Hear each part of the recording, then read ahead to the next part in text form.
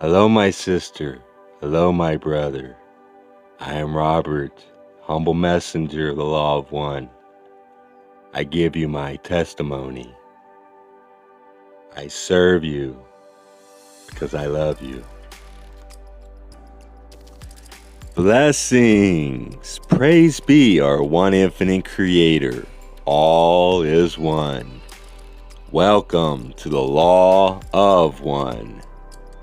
Conscious channeling of LL Research. Our question today, firstly, we would like you to give us a synopsis of the development of the creation from prior to the point of the first distortion, all the way through to the third distortion. Secondly, we would like to ask about the spiritual principles of divine masculine and feminine, and where those two polarities first become manifest, how and when they split, one becoming masculine and the other becoming feminine. Thank you. We are those known to you as the principle of QO. Greetings, my friends, in the love and in the light of the one infinite creator, in whose service we come to you this evening. It is a privilege and a pleasure to be called to your group. We delight in you, your beauty, your courage, your willingness to set aside part of your valuable time to seek the truth.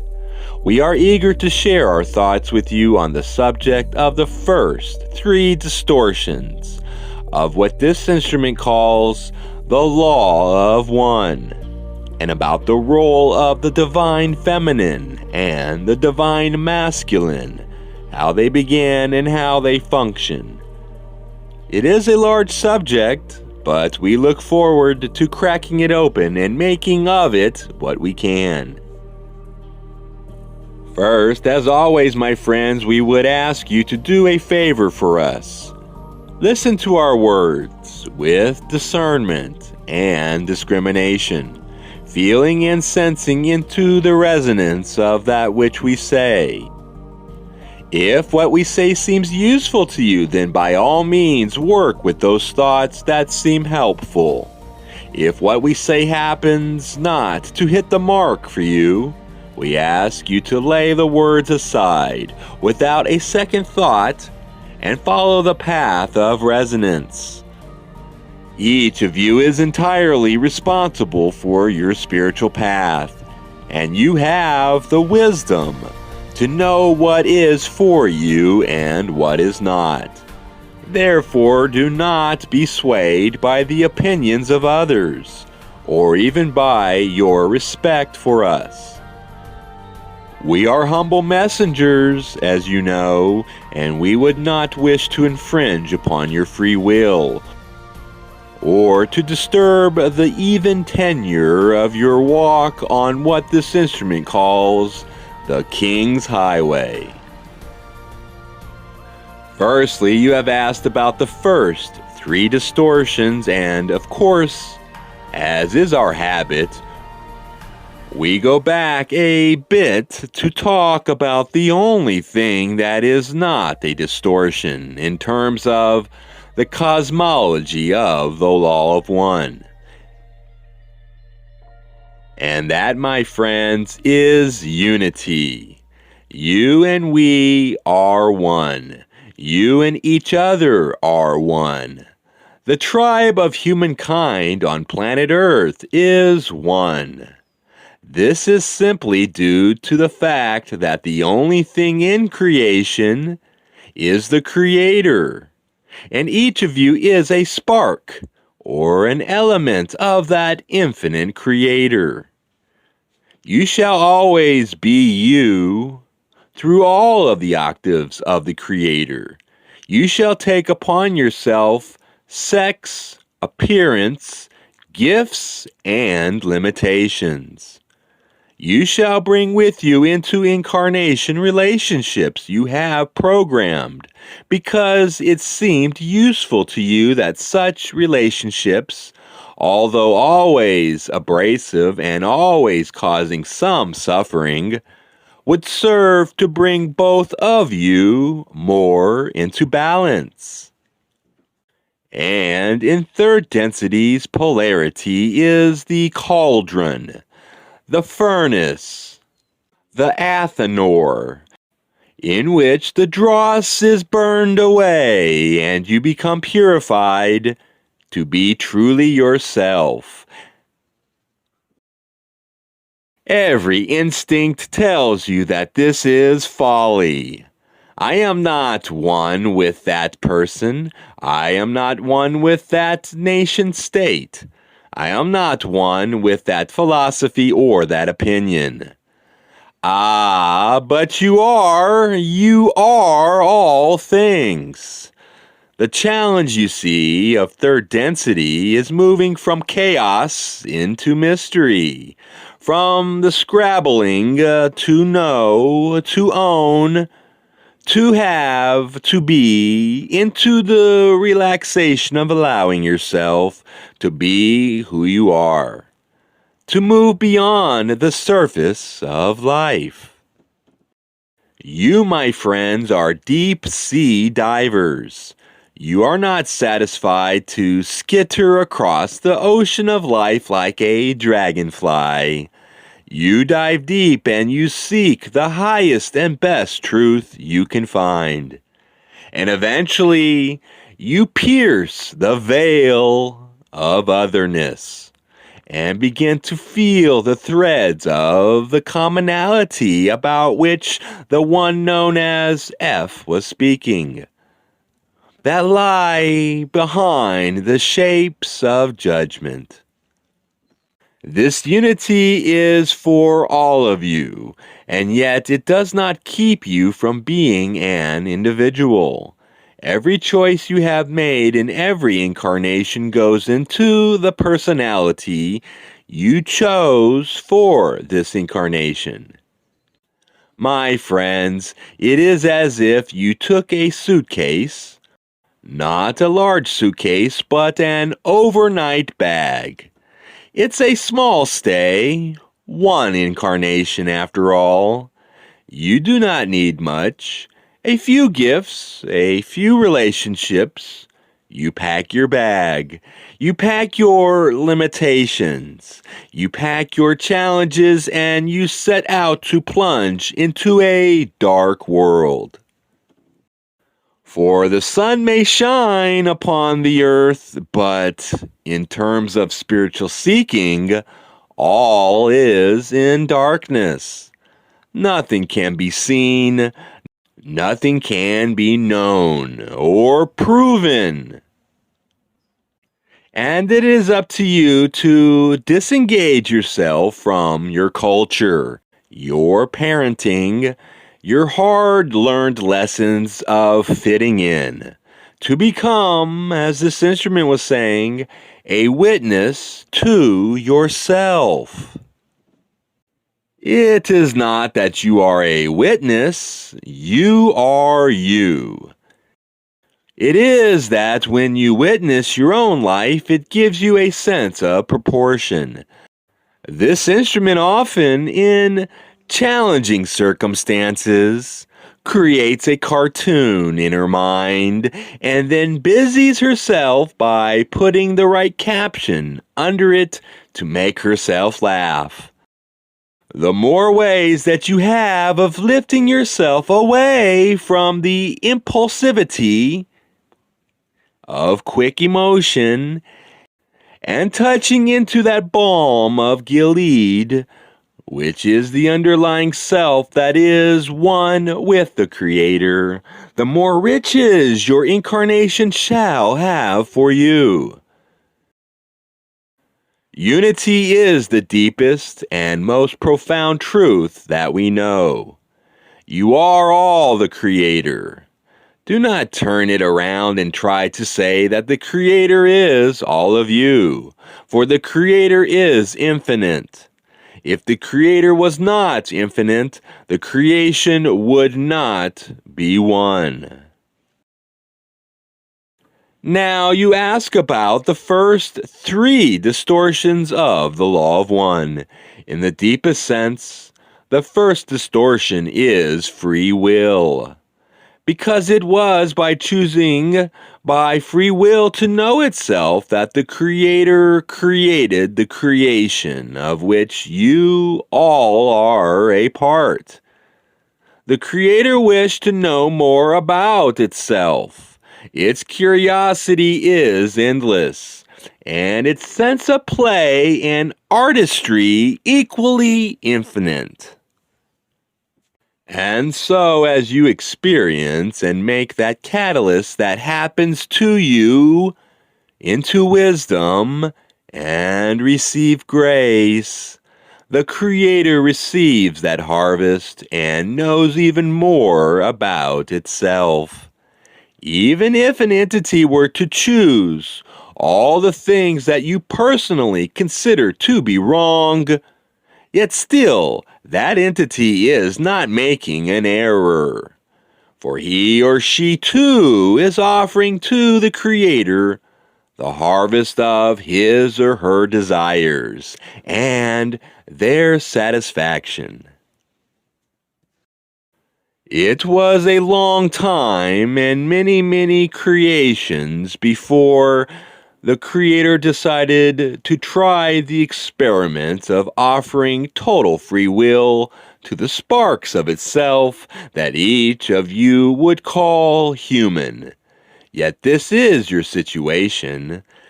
Your free will is paramount.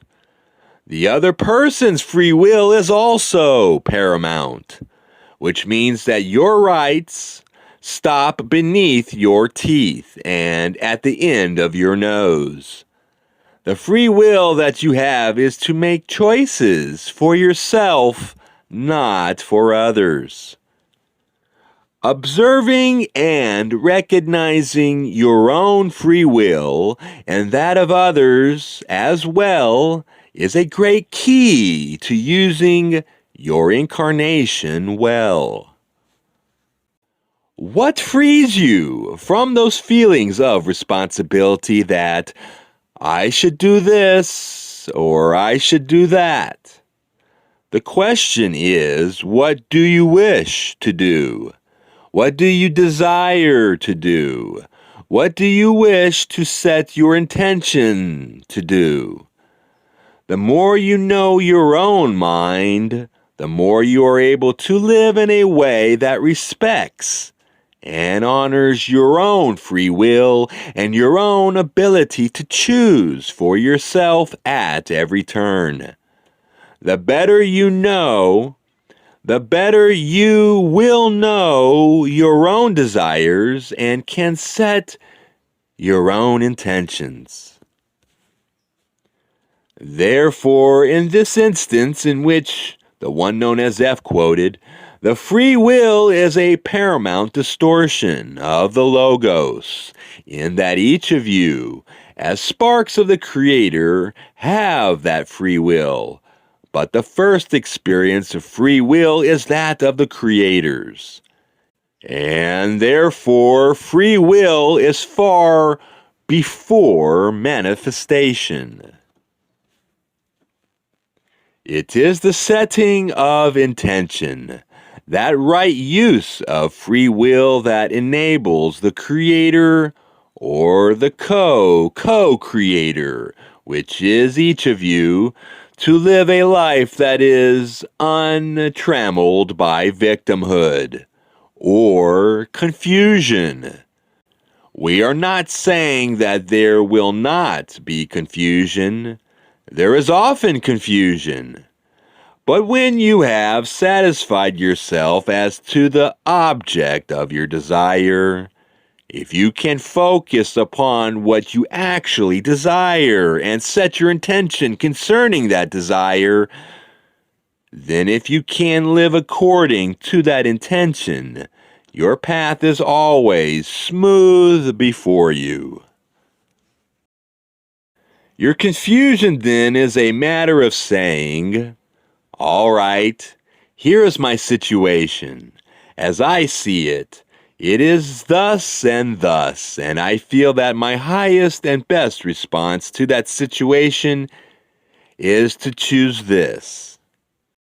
Once the choice is made, you simply pursue it, not doubting yourself, not second-guessing yourself, but participating fully and being eternally present within that situation, with that choice, and with all that ensues therefrom. The second distortion of the law of one is the logos. Logos is a Greek word, and when you open the Bible to the Gospel of John, it begins with the logos. In the beginning was the Word. The Greek for that word is logos. In the beginning was the logos. The logos was with God, and the logos was God. The Logos is with God because the infinite Creator is beyond any manifestation, even manifestation of the one great original thought, or Logos of unconditional and absolute love. Therefore, the Creator set its intention to know itself.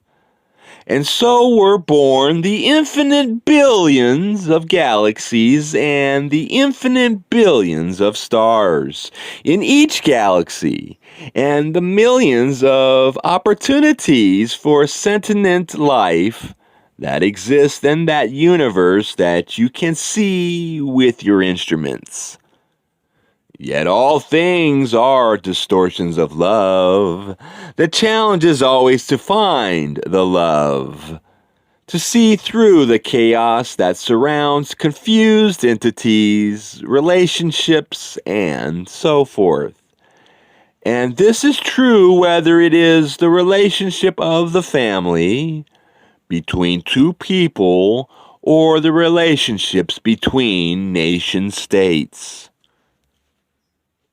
The world lives on the surface of things, skittering along the surface in a lie, after lie, after lie. For there are always advantages to be seen, power to be found, influences to be felt, resources to gather, and the tangled emotions of entities who only imperfectly grasp who they are and why they are here. Do not stay there, my friends. Dive deep into the ocean, that infinite ocean of beingness, until you come to the calm waters, where pearls are creating themselves from the sand that irritates the shell, where beauty and truth exist like the jewels that they are, and where the ideals that you have in your heart of hearts walk and breathe and live in a reality beyond all realities that you can imagine. It is wonderful to find those places deep beneath the surface, with their tsunamis and hurricanes and storms, where all remains peaceful. And the movement of the great heart of creation is slow and steady. Now, naturally, one must exist on the surface of life. One must learn the buzz and get along with one's fellow human beings. And that is all to the good. That is the source of your catalyst. Be grateful for that confusion and that chaos.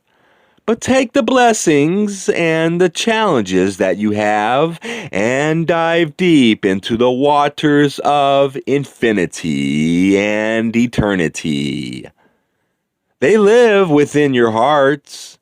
You only have to open the door to your heart to find those deep waters. And as we have said so often to you, my friends, the key to that door is silence.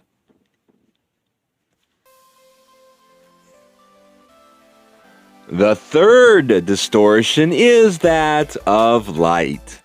And it is only at this point, far down the chain of the law of one, that manifestation occurs. Manifestation is slow in coming. Much must be accomplished first, yet you live in a world of manifestations. And thusly, you see, you are always climbing what this instrument would call Jacob's ladder. Only you are climbing it down into the depths of your own heart. And there the Creator waits, beyond all images, beyond all ideals of what is real, ready to heal, ready to nurture, ready to love. Many would say that sounds as though the Creator were the Divine Mother, not the Divine Father. And this is our bridge to speak about the role of the Divine Masculine and the Divine Feminine. It can be very confusing to think about masculinity and femininity because there are so many levels, all of them equally valid, at which the dynamic opposition occurs. The way most entities think about masculinity and femininity is according to the outward appearance of an entity. If an entity has breasts and a vagina, that entity is feminine. If an entity has a penis and a scrotum, that entity is masculine.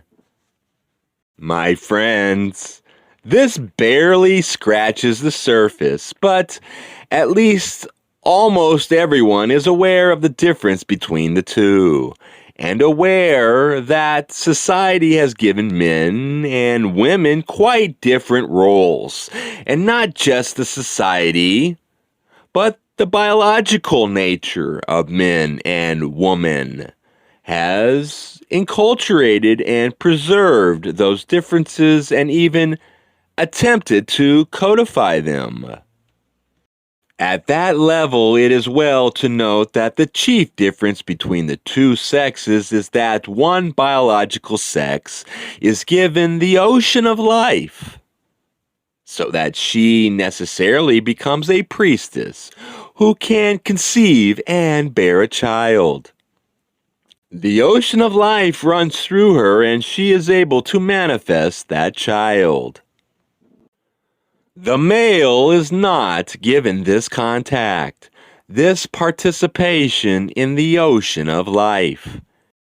He can come close, but he can never experience the ebb and the flow of the tides of that ocean. Consequently, there is innate in woman a certain inner power. Further, it is instinct as well as enculturation that offers to women an absolute and usually complete access to mother love. The love that is above and beyond all loves. That love touches into infinity, which is commensurate with the great gift that women carry within them.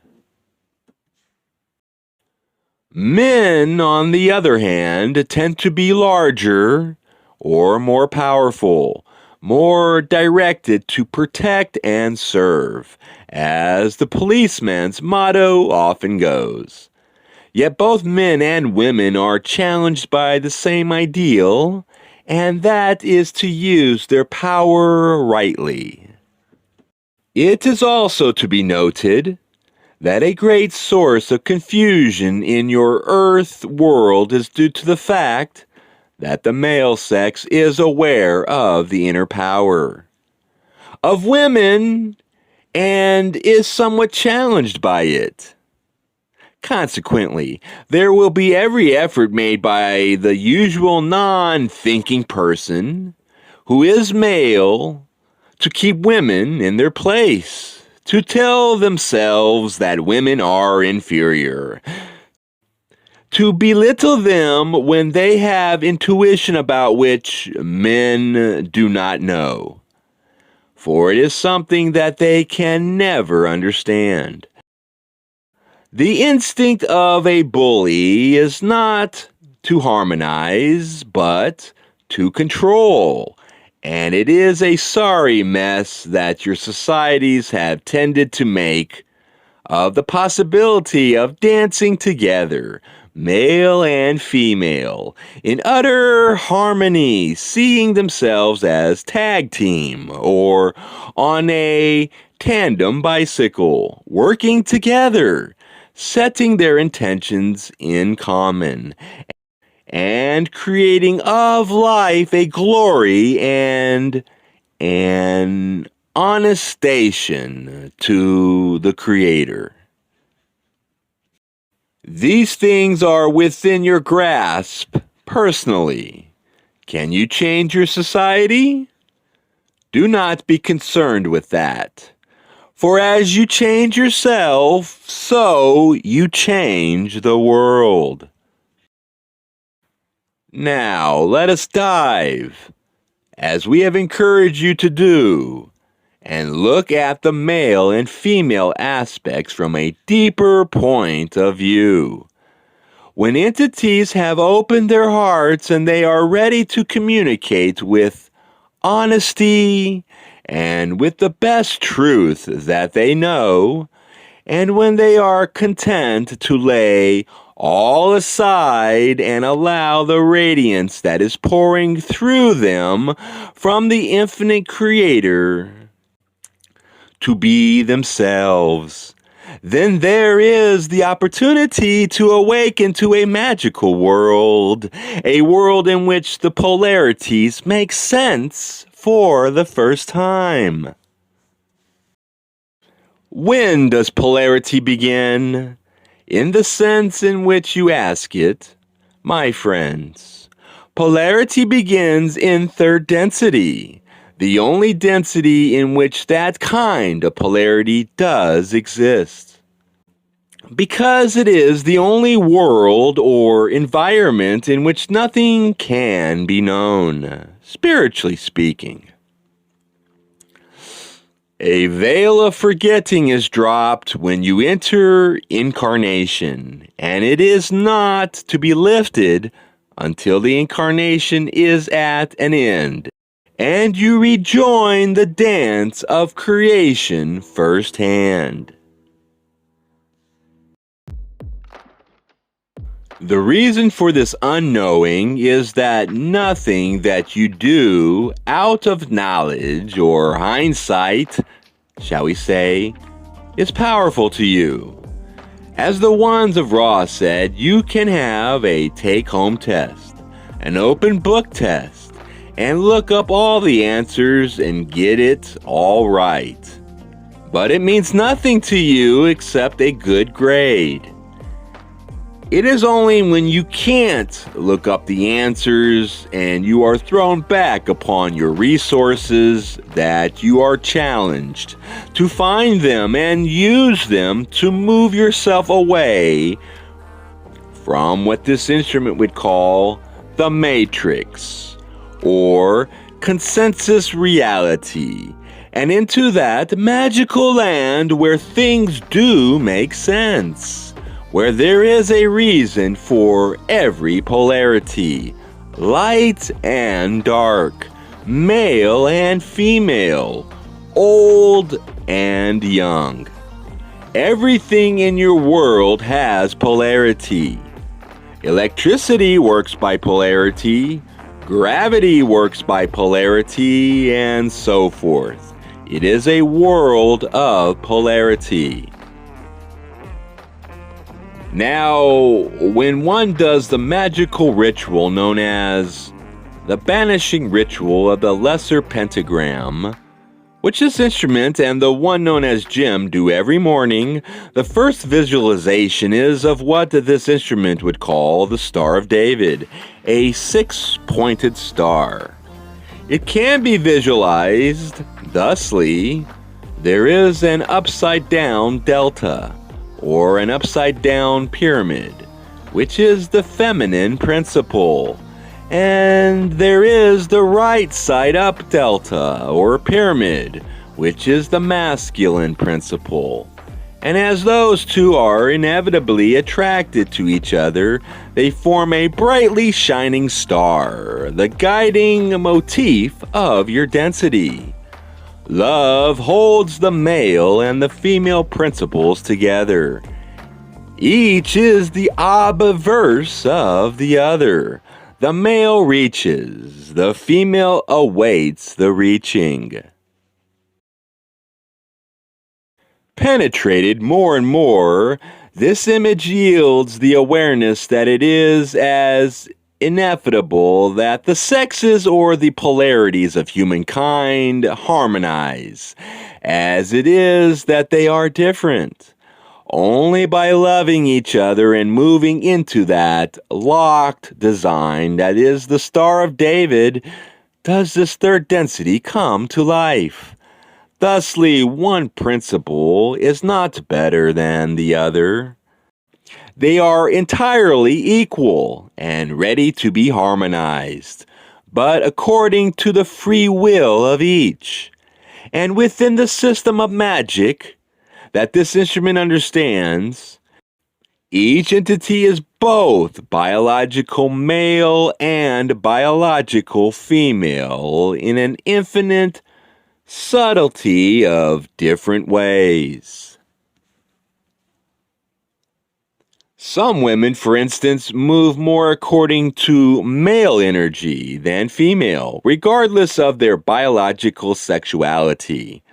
Some men reflect the divine feminine with far more clarity than they reflect the divine masculine. And the two come together because they must. Because it is within their very DNA to come together and create life. And in creating life, they create the opportunity for service. There is a glyph that is essential to Western ritual magic called the Tree of Life. There are 3 pillars to the Tree of Life. There is a feminine side and there is a masculine side. There also is a central pillar which is created of those elements that magicians of old felt were neither feminine nor masculine. We feel that it is educational and interesting to see what characteristics are considered feminine and which are considered masculine. Yet we do not suggest that you are bound by those judgments. It is simply a picture of relationships that help you to think about what it is to be feminine and what it is to be masculine. Each polarity loves and desires love, yet to the masculine principle is given more aggression, more linear thinking, logic, and such characteristics. To the feminine principle is given that which is not aggressive, but which is immediate, intuitive, and beautiful. The gifts of each make little sense until they have harmonized, each to form on the small level instead of the level of the world, the Star of David. Generally, those who are masculine by sexuality have come into this incarnation to deal to some extent with power. What is the right use of their power? If they can control, should they control? What is the right use of that power? To love, to nurture, to be patient. And for the woman coming into carnation, what is the right use of that power? To love, to nurture, to be patient, to forgive? The points of polarity in the sexual sense, whether it is on the surface of life or deep into the archetypical mind, is both to accentuate and to purify those characteristics that seem to go with the sexuality that is biological, and then to make the offering to the other sex of all that you have and all that you are.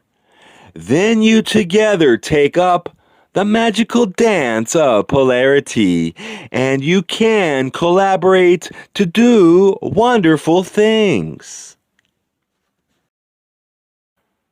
Often it seems as though a couple is not supportive of each other. The woman goes one way and the man goes another. And yet, if they are holding each other in love, if they are keeping alive the excitement that bounded them into the Star of David in the first place, then their whole life is richer and fuller. Your incarnation is largely about loving, and learning to love as the Creator loves is a challenge. Each time you are stopped by the opposite sex and transients, in some way you are tempted to think, I'm disgusted. I would just rather be me and single and alone. Yet in that state you are diminished compared to the strength and the depth of your catalyst. Learning to serve each other is a challenge. Thusly, we encourage you to glorify and find ever better ways to express that divine principle, which is love, distorted according to your sexuality, while at the same time realizing that this polarity is a dance or a game that you are playing in order to learn. You might call third density a Montessori. You might call third density a Montessori school. Instead of books, you are given games, and they are learning games. Your game is to create love from hatred. Unity from disharmony. Joy from sadness. Hope from fear, consolation from distress, and the polarity you seem to have feeds into that wonderful goal only insofar as it gives you the pathway that you may walk to find the truth within you. There are many paths to the truth. You shall not make a mistake as you walk, although, as the one known as Ra noted, that there are always surprises. My friends, this is, as we said, only the merest tip of the iceberg of this interesting subject. If you wish to query at another time, we are delighted to work with you. But for now, we feel that this is all that this instrument can do and all that this group can do as far as maintaining that focus that has given us such a good channel into this instrument this evening. So now, with the greatest of appreciation for your beauty, we leave you as we found you, in the love and in the light of the one infinite Creator. We thank you, my friends. It has been a pleasure. We are known to you as the principle of QO. Adone, my friends, Adone. We leave you in love and in light.